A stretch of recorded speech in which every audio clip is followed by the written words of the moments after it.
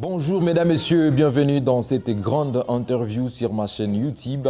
Ça faisait longtemps, ça dépend de l'heure à laquelle vous suivez et cette interview. Aujourd'hui, je vais devoir recevoir un jeune qui a exploité toutes les facettes de son potentiel dans le domaine du sport, précisément dans le basketball. Et il n'est pas encore connu, il n'a pas la notoriété d'une star dans le domaine du basket, mais il commence déjà à attirer le regard de plusieurs personnes. Alors, vous et moi acceptons de recevoir Zylex dans cette très belle interview. Voilà, mesdames, messieurs, je suis avec le jeune Zylex sur le plateau. Vous allez bien? Oui, je vais bien, jusque-là, ça va. Voilà, comment est-ce que vous trouvez les cadres? Assez confortable. Jusqu'à présent, je trouve vraiment que tout va bien. Voilà, très bien. Est-ce que vous pouvez vous présenter dans peu de temps? Moi, mon nom, c'est Zaïnda Alex, mais les gens m'appellent communément Zylex. Juste les mix de Zaïnda et Alex qui fait Zylex. Donc, c'est mon nom à la base. Je dirais toujours parce que déjà à la base, mes parents sont sportifs. Ok. Mon père, c'est un ex-footballeur. Donc, j'ai toujours côtoyé le monde du sport, mais j'ai commencé au fait dans une équipe, dans une académie vers 2019. Je peux dire 2019. Ouais. Donc, je peux dire que vous êtes en train d'hériter déjà l'essor de papa. Ouais, mais dans un autre contexte, plus basketball que... Alors, comment as-tu découvert le basketball? Parce qu'il existe plusieurs domaines sportifs. Il y a le foot, de la boxe, catch. Mais vous, vous êtes retrouvé dans le basketball. Je dirais plus basketball parce que dans le contexte basketball, ce sont nos grands frères. Déjà à la base, à Goma, Ok. c'est une ville qui, on a plus les divertissements du foot et basketball. En allant voir des matchs, donc on voyait, on appréciait comment nos grands frères faisaient le show. Ok. Ça donnait envie, en plus en voyant les grandes stars connues à la NBA, on peut dire. Ça aussi, ça a influencé beaucoup de choses. C'est pour ça on s'est dit de suivre leur même... Est-ce que je peux t'appeler star actuellement? J'aimerais au fait que vous dites ça, mais non, j'ai pas encore eu ces privilèges parce que dans notre ville, honnêtement, il y a de talents que moi-même, on trouve extraordinaires. Donc, j'ai pas encore eu ces privilèges, mais on travaille encore pour essayer de côtoyer ces standings. Et quel est ton poste en fait, préféré sur le terrain et pourquoi en fait? En fait, en parlant de postes, je me suis toujours projeté dans le poste 1 et 2, donc meneur et arrière. Parce que nous, plus au basket, ce qui influence au fait le poste, c'est Ok. la taille. Ok. Donc, plus tu es lancé, plus tu peux te projeter sur le poste 4, 3, 5. Mais je me projette plus dans le poste 1 vu parce que je suis fan de Donovan Mitchell, c'est un arrière. Les difficultés que je peux dire personnellement, c'est de porter une équipe en fait. Ok. Jusque-là, ça a toujours été en fait, difficile de porter une équipe individuellement. Ok. Ouais, donc j'aimerais qu'avec le travail plus tard, moi aussi de porter une équipe et ça Donc, reste dans mes pour objectifs. que tu portes quand même une équipe, il te faut quand même du travail, du boulot. travail, Il faut ouais. quand même mener de l'équipe pour Ouais. que tu sois Oui. quand même une Oui. figure emblématique dans l'équipe. Oui. Ok. Et quelle est votre devise qui te permet toutefois de travailler et de dire que non, ça c'est ma devise quand je travaille, c'est ça?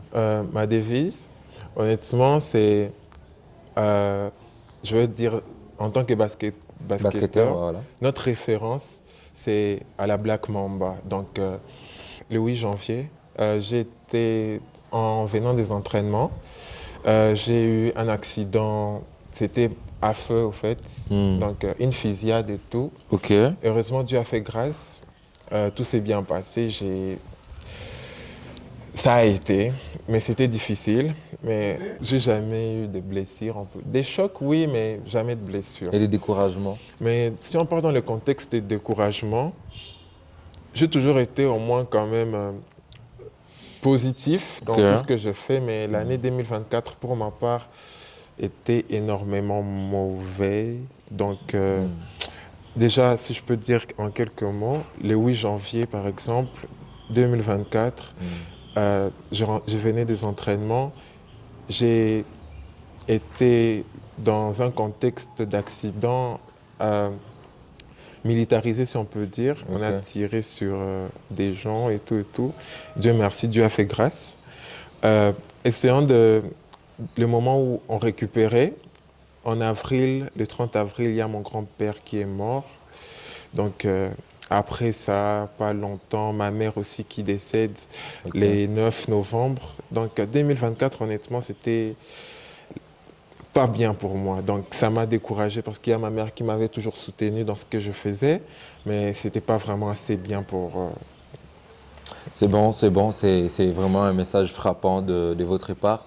Mais je vois que vous êtes en tout cas un jeune courageux et très élégant. La plupart des basketteurs, vous êtes souvent élégants. Merci beaucoup. Et c'est déjà quelque chose de bien. Donc, Merci beaucoup. avant de découvrir maintenant les rêves, les ambitions de Zylex, on va toutefois recevoir aussi son manager sur ces plateaux pour que l'on puisse... Voilà, mesdames, messieurs, moins connu, mais un travailleur, un bosseur.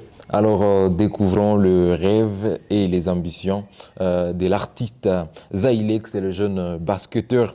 Alors, quel est ton plus grand rêve en tant que basketteur, monsieur Zylex? Mon plus grand rêve en soi, comme la majorité de tous les jeunes basketteurs, c'est de jouer en NBA. Ok. Mais l'objectif principal pour le moment, c'est d'essayer de pousser, voir si on peut jouer, d'avoir une carrière professionnelle, Ok. ouais. Nationale ou internationale. Et ça ferait, Professionnelle. qu'est-ce que ça ferait de toi porter les maillots de l'équipe nationale? Ça serait un moment incroyable. C'est projeté juste dans les maillots de notre pays. Ok. Ce serait pour moi un moment incroyable, inimaginable. Donc c'est toujours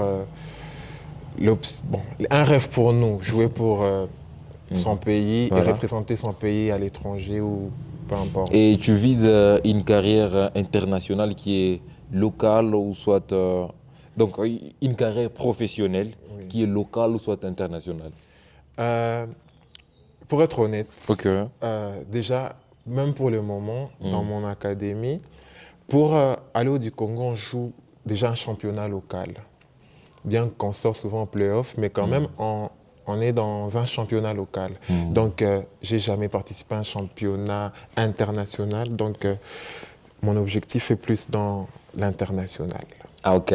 Et si on t'est retrouvé actuellement dans un championnat international, dans NBA par exemple, quel serait votre club des rêves? Tu aimerais jouer dans quel club? Déjà, y penser, c'est un truc grand, vraiment.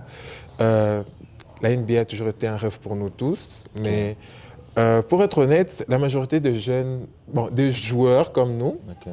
on pense Golden State, Lakers, mais moi j'ai toujours eu une équipe de rêve, c'est les Miami Heat. Et pourquoi Miami?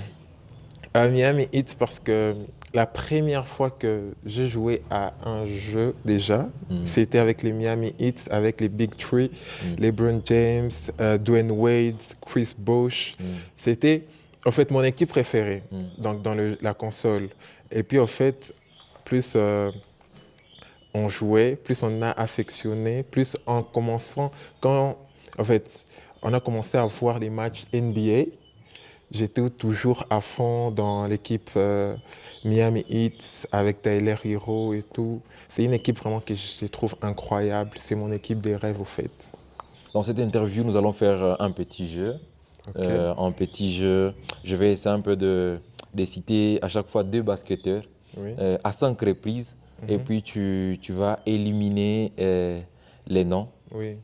Et puis tu vas rester avec un basketteur que tu préfères. Ok. Donc je cite des basketteurs, tu choisis un. Je cite un nom, tu choisis l'autre. Ok. Voilà, Biombo et James Harden.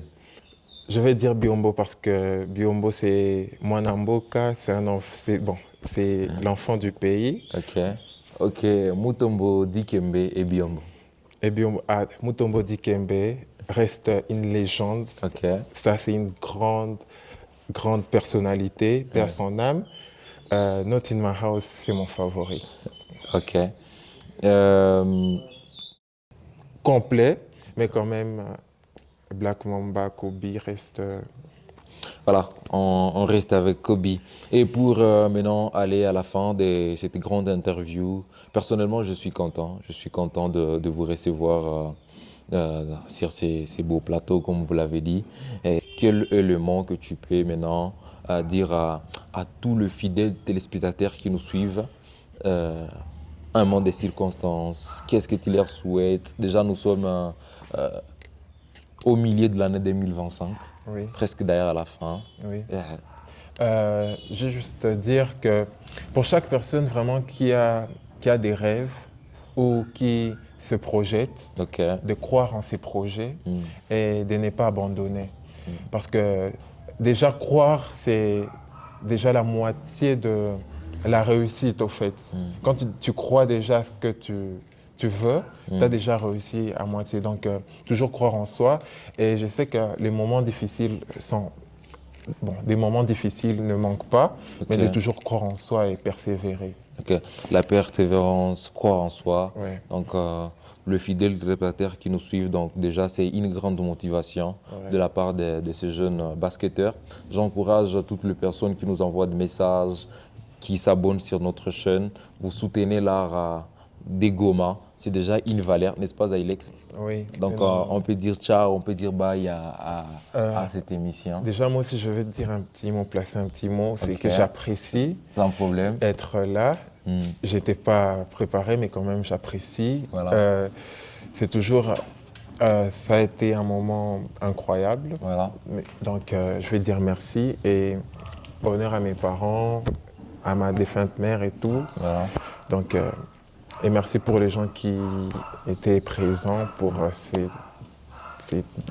ces moments. Voilà. On peut saluer et dire Black Mamba à cette émission. Ouais, Black Mamba. Black Ça, c'est Mamba. la Black Mamba. À suivre.